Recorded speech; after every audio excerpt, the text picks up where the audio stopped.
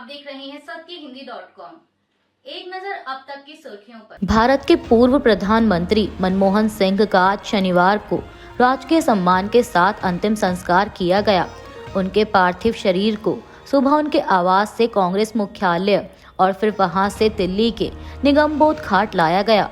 अंतिम संस्कार के दौरान राष्ट्रपति द्रौपदी मुर्मू, प्रधानमंत्री नरेंद्र मोदी, गृह मंत्री अमित शाह, केंद्रीय मंत्री जेपी नड्डा और उपराष्ट्रपति जगदीप धनखड़, रक्षा मंत्री राजनाथ सिंह, कांग्रेस अध्यक्ष मल्लिकार्जुन खड़गे, लोकसभा में नेता प्रतिपक्ष राहुल गांधी, कांग्रेस की पूर्व अध्यक्ष सोनिया गांधी, कांग्रेस नेता प्रियंका गांधी समेत तमाम गणमान्य नेताओं ने उन्हें श्रद्धांजलि दी। आपको बता दें कि इस दौरान भूटान के राजा जिग्मे खेसर नामग्येल वांगचुक भी निगमबोध घाट पर मौजूद थे। उन्होंने भी डॉक्टर मनमोहन सिंह को श्रद्धांजलि दी। आम आदमी पार्टी सांसद संजय सिंह ने डॉक्टर मनमोहन सिंह के अंतिम संस्कार के लिए राजघाट परिसर में जगह न दिए जाने पर भाजपा पर निशाना साधा है।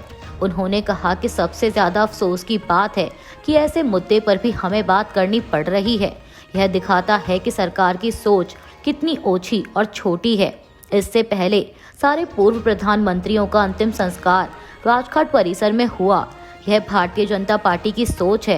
ये अपने आप को संस्कारी पार्टी कहते हैं। ये खुद को दुनिया की सबसे बड़ी पार्टी कहते हैं, लेकिन यह सबसे छोटी मानसिकता वाली पार्टी है।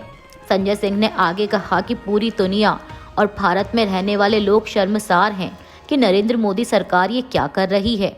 उन्होंने पूछा कि एक पूर्व प्रधानमंत्री का नाम बताइए जिसका अंतिम संस्कार निगमबोध घाट पर हुआ हो। संयुक्त राष्ट्र प्रमुख एंटोनियो गुटेरस ने पूर्व प्रधानमंत्री मनमोहन सिंह के निधन पर दुख व्यक्त किया है।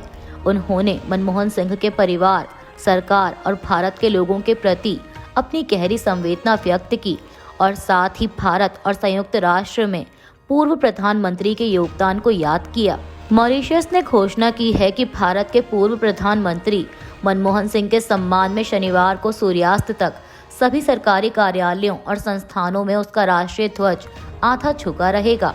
पीटीआई के रिपोर्ट के मुताबिक मॉरिशस के प्रधानमंत्री नवीन रामकलाम के कार्यालय ने एक नोट में निजी क्षेत्र से भी ध्वज आधा झुकाने का आग्रह किया और मॉरिशस के विदेश मंत्री धनंजय रामफुल ने दिल्ली आकर पूर्व प्रधानमंत्री को श्रद्धांजलि दी। दिल्ली के उपराज्यपाल वीके सक्सेना ने महिला सम्मान योजना के नाम पर महिलाओं की निजी जानकारी एकत्र करने वाले निजी व्यक्तियों के खिलाफ जांच के आदेश दिए हैं। उनके कार्यालय ने शनिवार को यह जानकारी दी। पीटीआई के रिपोर्ट के मुताबिक उपराज्यपाल ने यह भी कहा कि दिल्ली सरकार के मुख्य सचिव मुख्य निर्वाचन कार्यालय के माध्यम से भारत के चुनाव आयोग के संज्ञान में यह मामला ला सकते हैं, क्योंकि चुनाव से पहले इस तरह की मुहिम चल रही है। दिल्ली के उपराज्यपाल वीके सक्सेना के आम आदमी पार्टी की महिला सम्मान योजना के जांच के आदेश जारी किए जाने पर आम आदमी पार्टी ने प्रतिक्रिया दी है। आम आदमी पार्टी का कहना है कि भाजपा ने एलजी के जरिए ये जांच के आदेश जारी कराए हैं।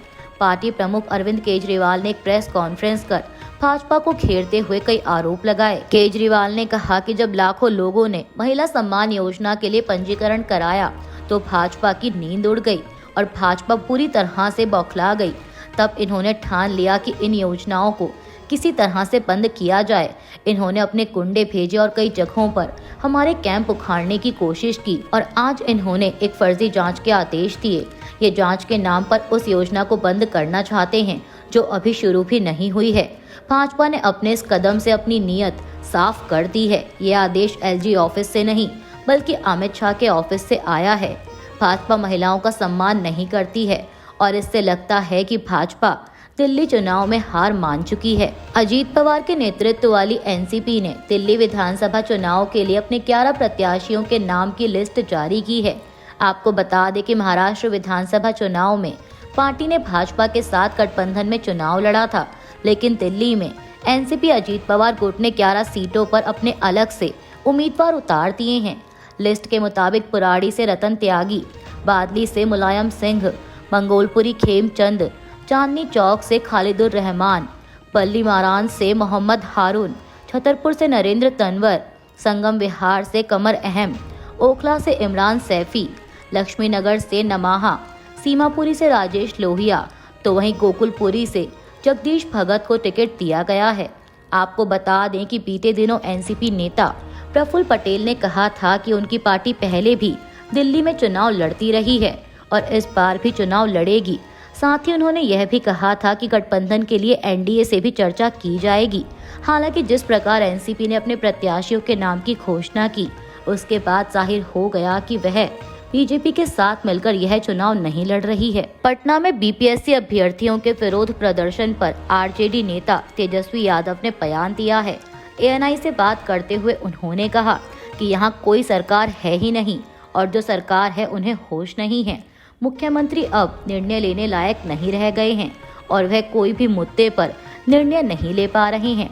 मुख्यमंत्री हमारे पत्र का भी जवाब नहीं देते। जो पेपर लीक हुआ है तो पेपर सबका रद्द होना चाहिए और दोबारा परीक्षा होनी चाहिए। तेजस्वी ने कहा कि एक सेंटर का पेपर रद्द करते हैं लेकिन बाकी सेंटर का क्यों नहीं रद्द किया।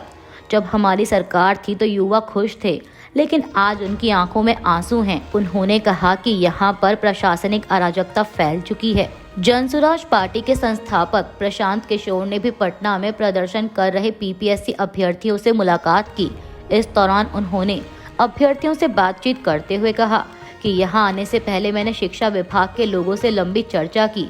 बिहार में कोई भी परीक्षा भ्रष्टाचार और पेपर लीक के बिना नहीं हुई है। हमें इसका हमेशा के लिए समाधान निकालना होगा।